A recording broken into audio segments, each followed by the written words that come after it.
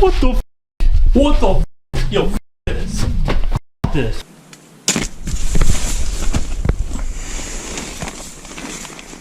Oh, God. Oh, shit.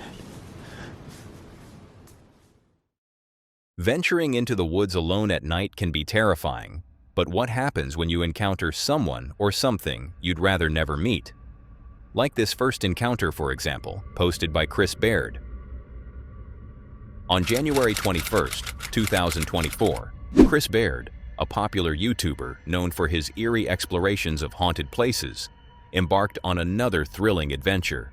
This time, he's headed to one of America's most haunted woods, the Pocomoke Forest. Alone and undeterred, Chris sets out to camp by an abandoned farmhouse, a property owned by another well-known YouTuber, CJ Faison. As night falls, Chris arrives at the dense, foreboding forest, an ideal backdrop for his latest eerie expedition. He sets up camp and begins his investigation of the abandoned farmhouse. The air is thick with tension as he tries to communicate with any lingering spirits. And then this happens. Could you tell me that? Could you make a noise? Do you enjoy me being here with you?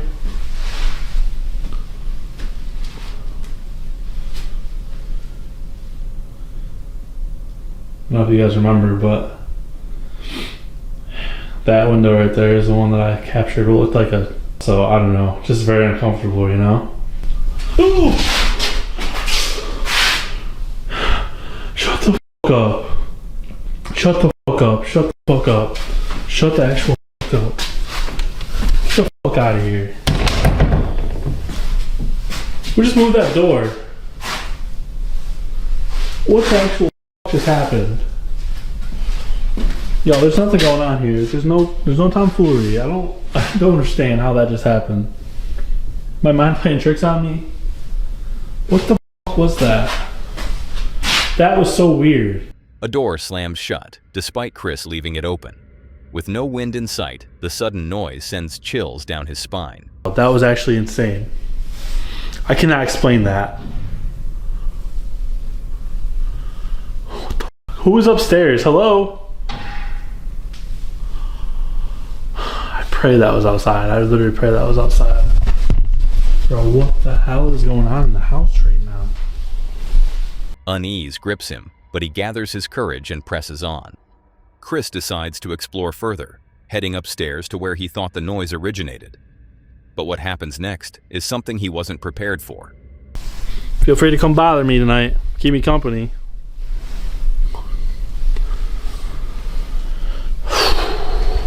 Yeah, I don't know if I can do this all night, guys. This is wild. What the f? What the f?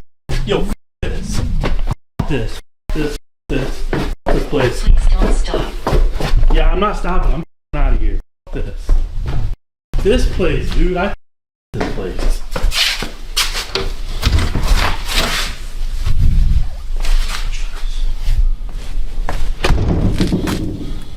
A scream pierces the silence, sending Chris running outside in a desperate bid for safety.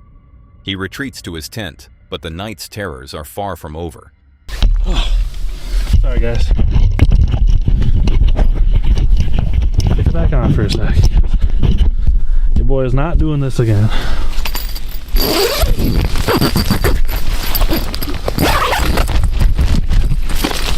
Zip, damn it. Settling into his tent, Chris tries to sleep, but strange noises keep him awake. Finally, exhaustion takes over, but not for long.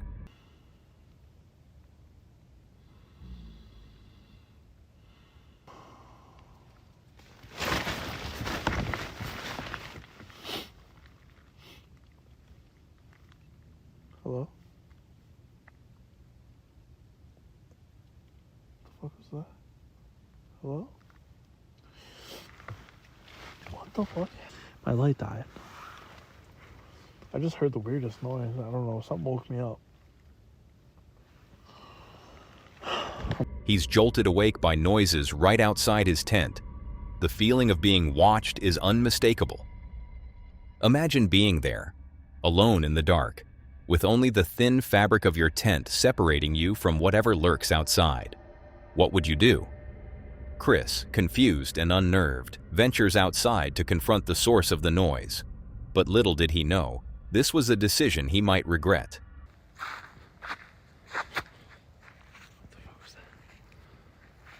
Someone's car, but there's no one here. Like, I don't see any camera notifications. I don't know, guys. I don't actually know. It is almost 6 o'clock. I slept a decent amount tonight, so I think I'm just gonna go home. Just gonna go home, maybe sleep for a couple more hours, and just, I don't know, guys. Like, I mean, I stayed a decent amount. I didn't stay the whole night, but call it a foul, call it whatever you want. I'm gonna pack my shit. I'm gonna go. So. What was that?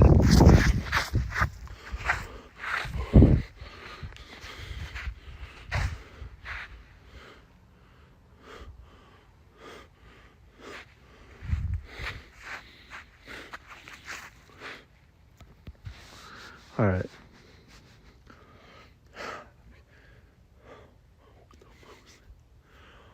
I'm getting in the car. I'm done. Fucking getting in the car. I'm done. The terror peaks as Chris finally decides he's had enough. He bolts to his truck, fleeing the haunted woods as fast as he can. Though he escaped safely, we may never know what truly haunted him that night. And the same can be said about the person in the next encounter. One day, while walking alone through the dense forest, a man encountered an abandoned tent camp. Belongings were strewn about, a campfire had long since died out, and the entire area was cloaked in fallen leaves. It appeared as though the occupants had vanished instantly, leaving everything behind.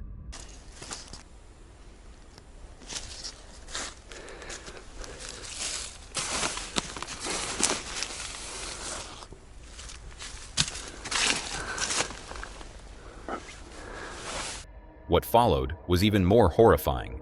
He stumbled upon a dead, torn-apart dog within the camp, which he promptly buried. A little further on, amidst the unsettling scene, he came across a GoPro camera. As it turned out, the camera belonged to a man who had gone missing in the very same forest. The identity of the missing person and specific details of the ongoing investigation were kept private, respecting the family and police protocols. Before entrusting the camera to the authorities, the finder played back the recordings. What he saw on the mysterious footage was deeply unsettling, hinting at the potential circumstances of the man's disappearance. He meticulously saved the files to his computer, providing crucial evidence to the investigators.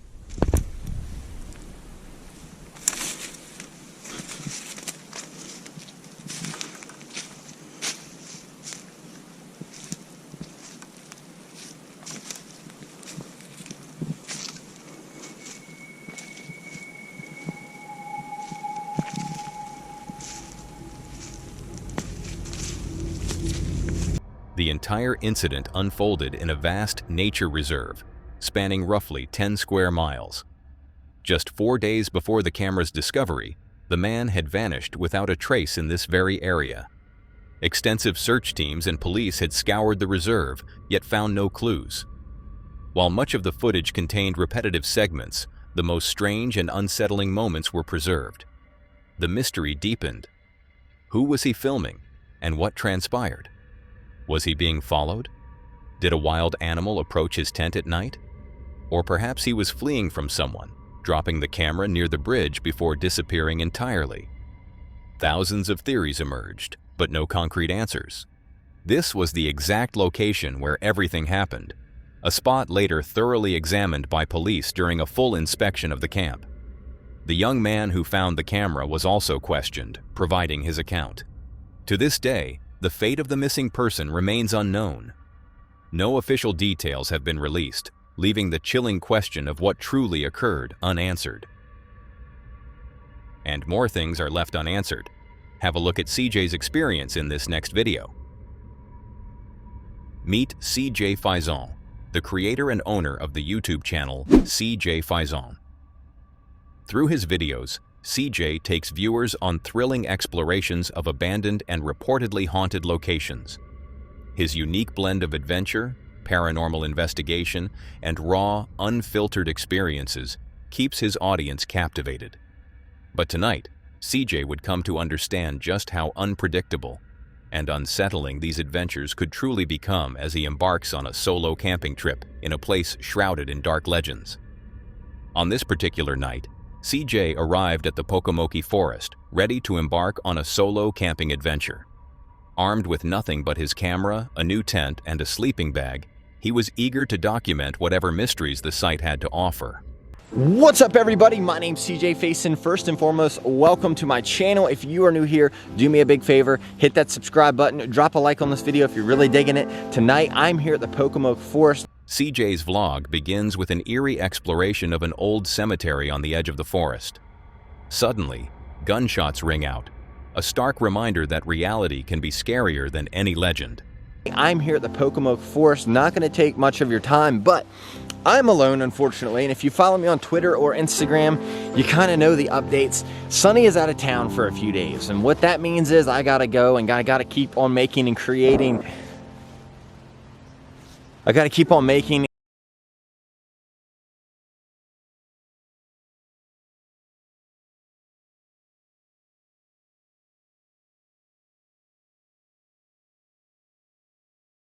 and you watching the video at home.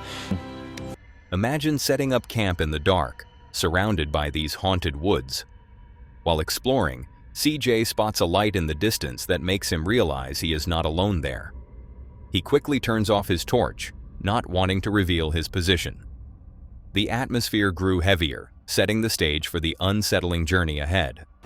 That Sunny, Holly, Eric, and we all came to, and this is actually where I first thought Sunny got possessed, was in this Before setting up camp, CJ made sure to venture deep into the forest, hoping to find a remote spot where he wouldn't be easily disturbed, yet his truck remained a telltale sign of his presence. I'm gonna walk down that trail right down through there, and I want to go deep enough into the forest to where I don't have to worry about someone like easily finding me, because my truck is going to be a dead giveaway. I want to be far enough into the woods and in a random spot, so then that way again, no one can mess with me. They will know that my truck's here. Already unnerved by the gunshots, he hides in the dark and waits, unsure if the person is a friend or foe. But this is just the beginning. Later, he heard an unsettling sound, which he believed to be his wife's voice, though he knew she wasn't there. He also heard what sounded like laughter. That was somebody's fucking flashlight.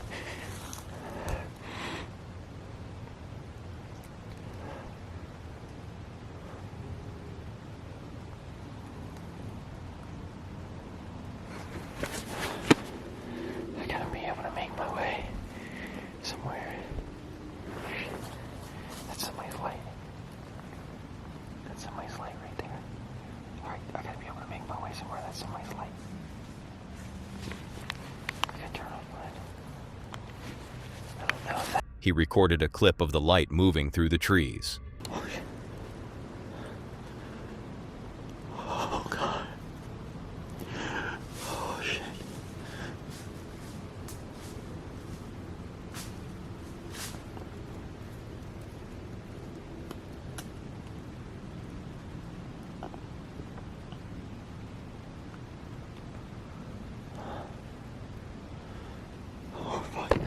After hiding for what felt like an eternity, about 25 to 30 minutes, he was certain it wasn't a hunter. I know that you all can't see me right now, but I've literally been sitting here for at least 25, maybe 30 minutes. Oh, jeez.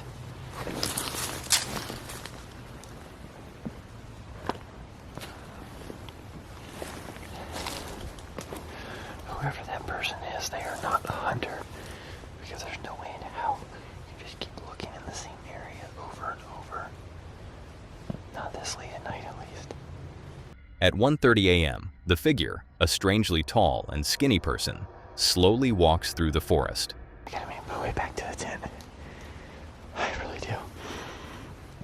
I'm debating whether this was a good idea or not. Maybe for a little bit now.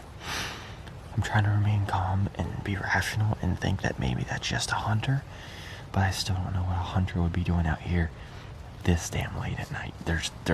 I'm sorry, but unless you're spotlighting deer, you're not hunting out here. But I'm debating on whether or not to pack up my tent and leave, or just leave, or stay the night. I mean, I don't know what the odds of that actually being a hookman is. Again, that's an old legendary wise tale, but that person was really, really skinny. Like, tall and skinny. Is really strange looking. CJ hears strange noises in the distance. Then something shocking happens. Alright, so it's a little bit later in the night, and my battery has already died. So, but I don't even know if there's anything on the footage, but I heard something just a little earlier, and it almost sounded like I don't know how, like, you know, like antlers like clang together. It almost sound like two deer like fighting with each other. So A loud snapping sound that sends him running in panic. Seeking shelter in his tent, he bravely uses a spirit box to check for any spirits. But then, something smashes into the side of his tent. Despite the terror, CJ manages to spend the rest of the night in the forest, capturing a few more updates. When CJ finally falls asleep, something terrifying happens. Someone is lurking just outside his tent. He didn't notice at the time, but when he watched the footage later, his heart was pounding. Relieved to see daylight, CJ hikes out of the woods, thankful that the long, terrifying night is finally over. CJ Faison faced a harrowing night in the Pocomoke forest, an experience that blurred the lines between legend and reality. The unsettling encounter with the mysterious figure and the eerie sounds left him questioning the true nature of the woods. While he managed to make it out safely, the lingering mystery of who or what he encountered serves as a chilling reminder of the dangers that lurk in the wilderness, far more terrifying than any ghost. A perfect example of that will be shown in the next terrifying video. Meet Matthew, the adventurer behind the YouTube channel This Is Life. His channel is a vibrant chronicle of car camping excursions across the west coast of British Columbia, where he shares the thrill of the open road, the joy of outdoor activities, and the simple pleasure of cooking a good meal under the stars. Matthew's videos capture the essence of exploration and connection with nature, but on this particular trip, he would discover just how quickly a serene night can transform into a harrowing experience, leaving him with unsettling questions. Matthew embarked on what he anticipated to be another routine car camping adventure, eager to capture the beauty of British Columbia and share it with his audience. The plan was simple: enjoy some basketball, try his hand at fishing, and cook a delicious meal by a cozy campfire. Welcome to my channel. My name is Matt. If you're new here, this channel is all about car camping adventures across the west coast of British Columbia. As he set out, Matthew shared his excitement for the journey, hoping to reel in a significant catch and immerse himself in the wilderness. We're gonna be car camping. We're gonna play some basketball. We're gonna go have some fun with some friends. We're gonna be cooking up with the jet boil. Nice little meal planned up. Do a little bit of fishing. I'm gonna catch a 10 to 15 pound trout. After some fun, the group headed towards Harrison Hot Springs, where Matthew hoped to finally catch the elusive 15-pound trout. After a fun day of activities and a delicious meal cooked over the jet boil, Matthew settled into his campsite, ready to unwind. However, the peaceful night was abruptly shattered by a series of unsettling sounds. What started as distant noises quickly escalated into something far more sinister. These guys shooting guns is a little sketchy. Sketchy. Blast of 4 or 5 every time. It's gone on like 7 or 8 times. We're relatively close. The distinct sound of gunshots pierced the night, making Matthew immediately uneasy. The blasts were frequent, and their proximity was deeply concerning, casting a pall over the tranquil camping experience. The situation grew increasingly tense as the gunshots persisted, seemingly drawing nearer with each unsettling report. These gunshots are getting really sketchy. It almost sounds like they're getting closer to us. I'm actually a little worried. I'm a little scared right now. It's really loud. Matthew's initial unease turned into genuine fear as the sounds echoed through the night, creating a palpable sense of danger. His heart pounded as he quickly locked his car doors and instinctively reached for an axe, preparing for the worst. He then heard a car speeding away, adding another layer of mystery to the already frightening scenario. Okay, I'm gonna get my car. Despite his attempts to set up his sleeping arrangements, Matthew felt too exposed and sketched out to truly rest. The constant barrage of gunfire left him on edge, transforming what should have been a restful night into a vigilant watch. Gunshots keep going off. I feel too sketched out to sleep. There's like cars. One shoe off. Slide in there. Other shoe can come off. Keep it down below. I do have window covers. He went through the motions of preparing for bed, but his mind raced, replaying the sounds and trying to decipher the intent behind them. As Matthew eventually drifted off, the echoes of the gunshots lingered, leaving an unsettling impression that lasted through the night. It's been a little sketchy night. Lots of gunshots on and off. I'm gonna trust that's gonna be all good. I'll lock the doors. I'm gonna get under covers. Although the morning light brought a sense of relief, the experience served as a stark reminder of the unpredictable nature of the wilderness and the potential dangers that can arise even in seemingly peaceful settings.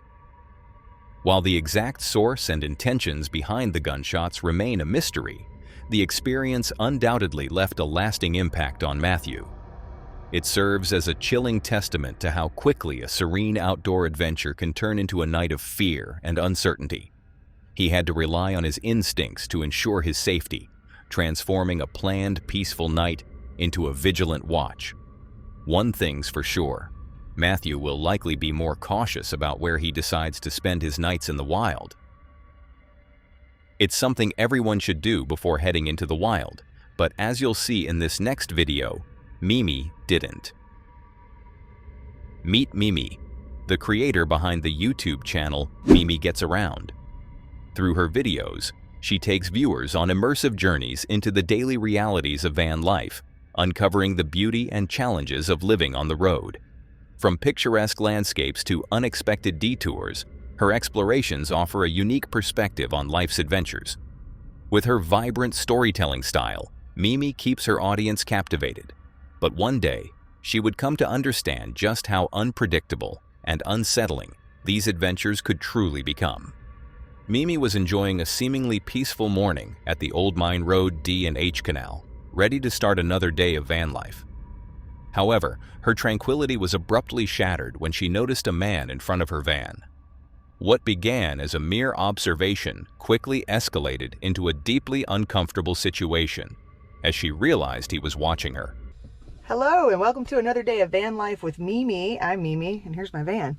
We are currently at the Old Mine Road D&H Canal and there is yet another man peeing in front of my van. He's looking right at me. I'm hidden behind this. I'm trying to give him some privacy, but I mean, that's not really my responsibility now, is it? That makes 2 penises I've seen this morning. Welcome to the channel. The man wasn't just casually present. He was looking directly at her, making Mimi feel exposed and uneasy in her own space.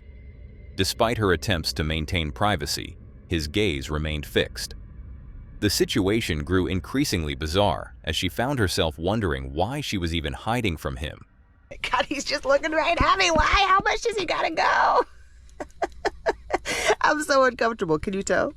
The man continued to linger, his presence becoming more intrusive and unsettling. The discomfort turned into genuine alarm when the man began to approach her van, his movements deliberate and unnerving. Mimi's internal monologue expressed her growing fear as he started to walk around her vehicle. Is he still there? Maybe he's got a shy bladder. I don't know who's... Oh God, he's coming over here.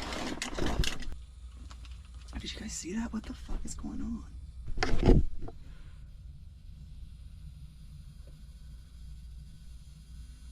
What is he doing? Do you see this? What? He's just looking at the back of my van. His actions became even more disturbing as he deliberately circled and observed the back of her van, leaving Mimi feeling vulnerable and trapped. The unexpected approach and prolonged observation left her with an unsettling feeling of being watched, raising concerns about his intentions. This is super weird. Why do men? It's Women's History Month. Come on, man. Like, is he for real? There's no reason. There's no reason to be doing this. He's got to know this is like the creep. Later, reflecting on the incident, Mimi shared a theory about what might have transpired. She speculated that the location might have been a cruising spot, and that the man might have mistaken her for a ridiculously good-looking twink.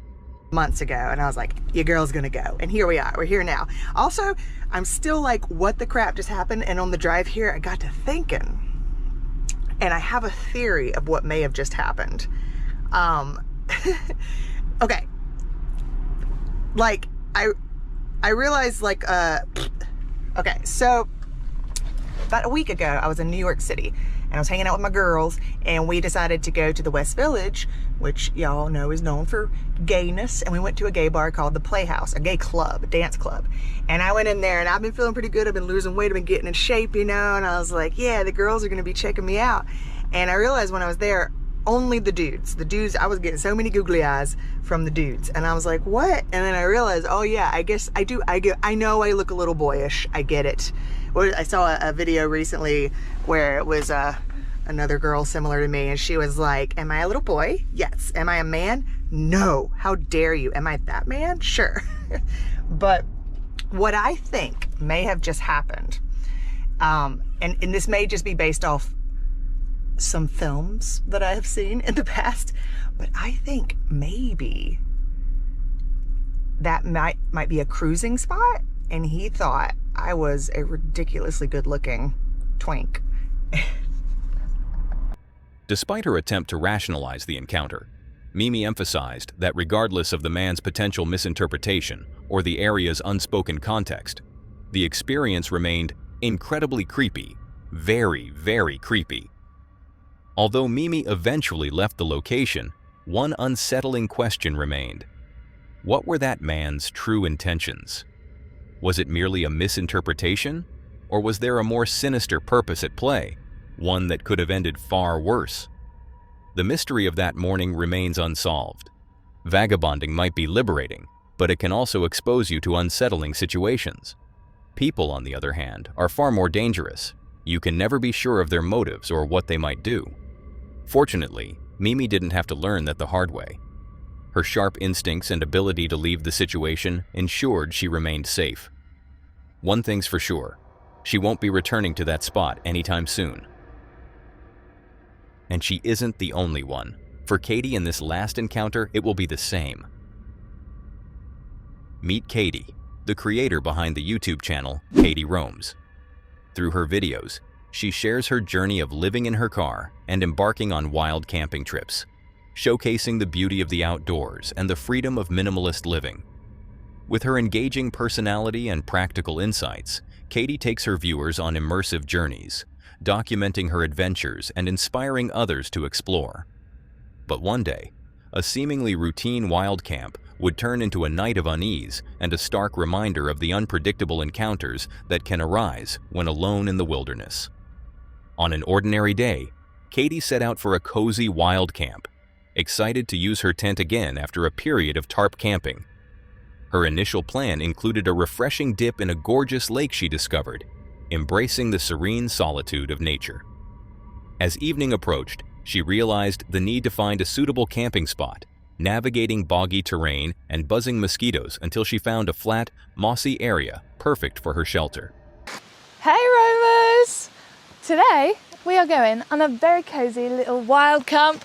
I've got the tent is back out. I'm very excited to use it again. I haven't been in my tent in quite a while. I've been using my tarp for a while, but hold up. I just found this lake. Okay, it's gorgeous. Do I have my swimming stuff? Yes. Am I gonna go for a dip? Obviously. Why wouldn't I? Wait, I bought sunglasses. Let's get in, shall we?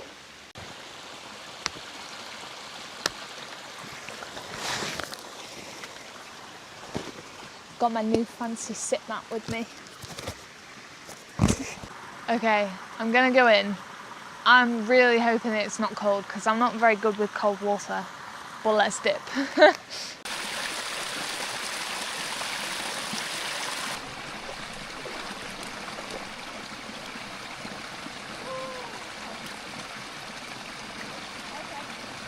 That's very cold. That's cold.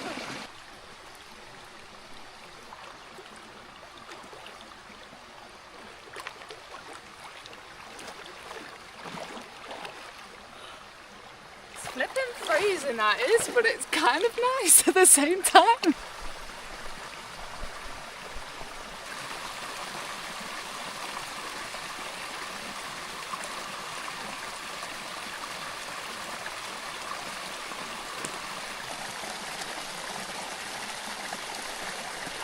I've had my little dip, but I do need to get a move on because, well, it's kind of late.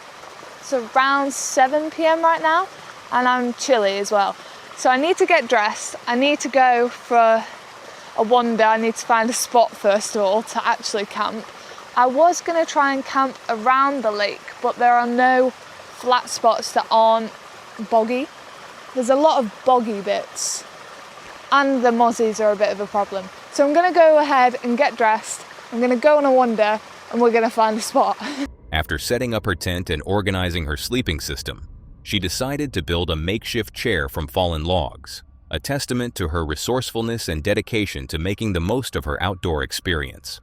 Well, that is my tent fully set up. I'm gonna go ahead and set my sleeping system up so I've got somewhere warm to go because my hands are still a little bit cold. And then I've decided there's a lot of branches around me, so I'm gonna make myself a little chair and then we can cook some dinner. That's my plan. Right, I need around 6 pieces of wood, like big pieces of wood for this chair. This one's dead and fallen and is looking quite sturdy, so I'm going to take this one first.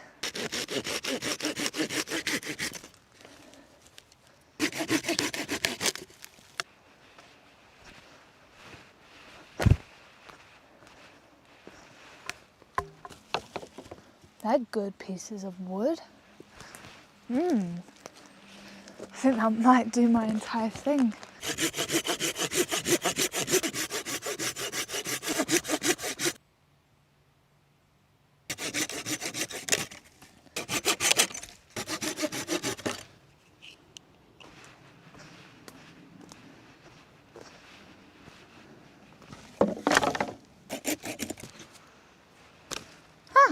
It's not in my way anymore. I have my 6 logs here. So what I'm going to do is I'm going to create 2 triangles, one with 2 bases on it, so that I can slot them together and that'll create a chair.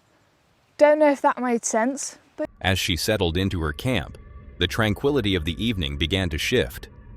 Katie suddenly caught the distinct smell of cigarettes and the sound of men in the distance. A wave of concern washed over her.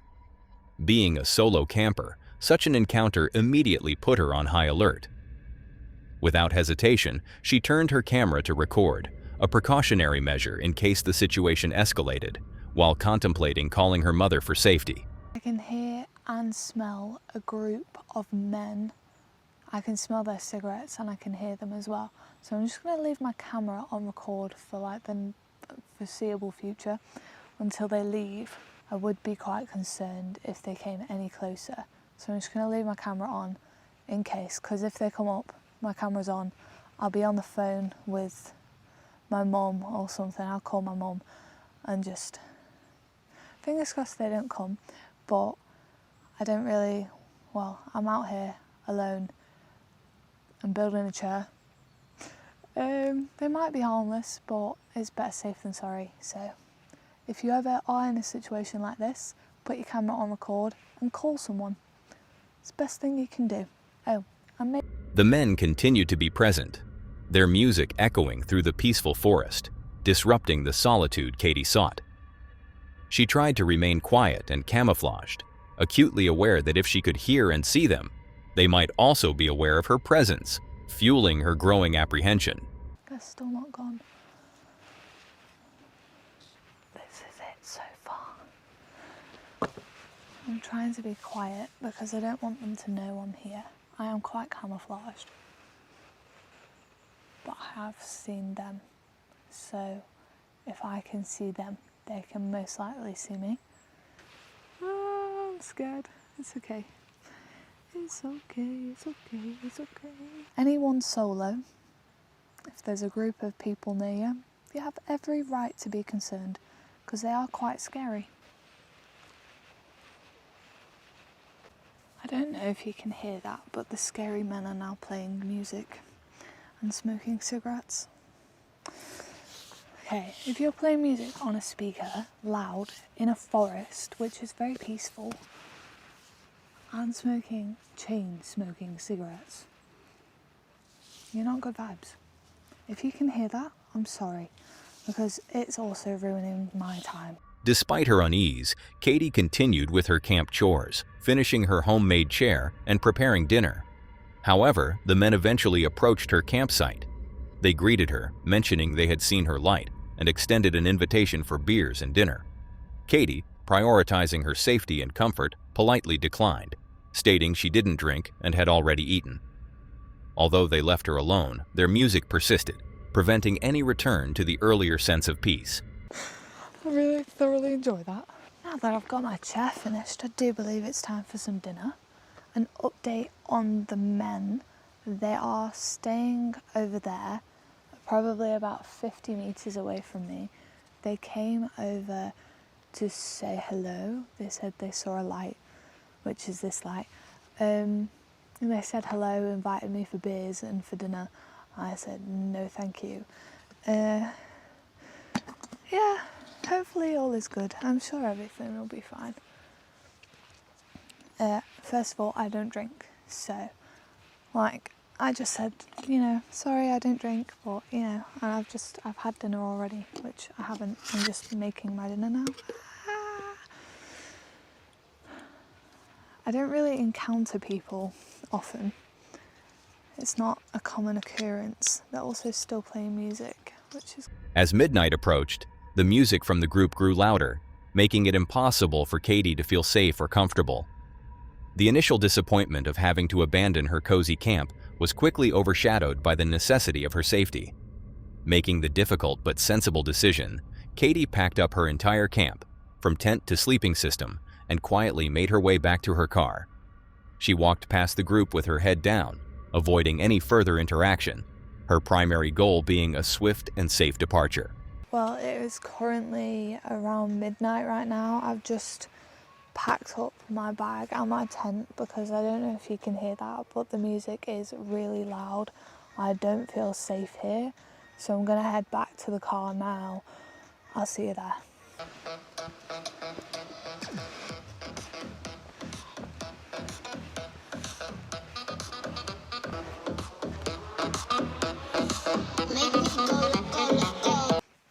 Well, I am back at the car. It is around 12:30, pushing on 1 a.m. right now. I'm really disappointed that I had to leave, but safety-wise, I'm very glad that I made the decision to leave. I do try and post 3 times a week, and things do go wrong sometimes.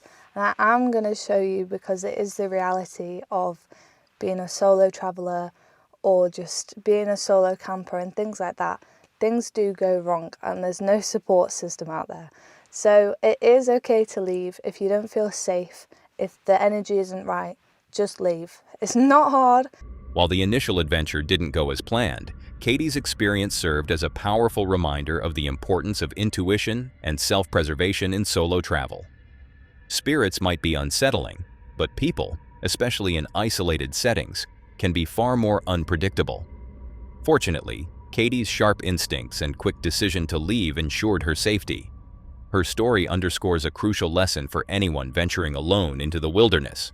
If the energy isn't right, or you feel unsafe, it is always okay to pack up and go. Now that was all for today, folks. If you enjoyed these clips, subscribe to my channel and click to see more on the video on screen.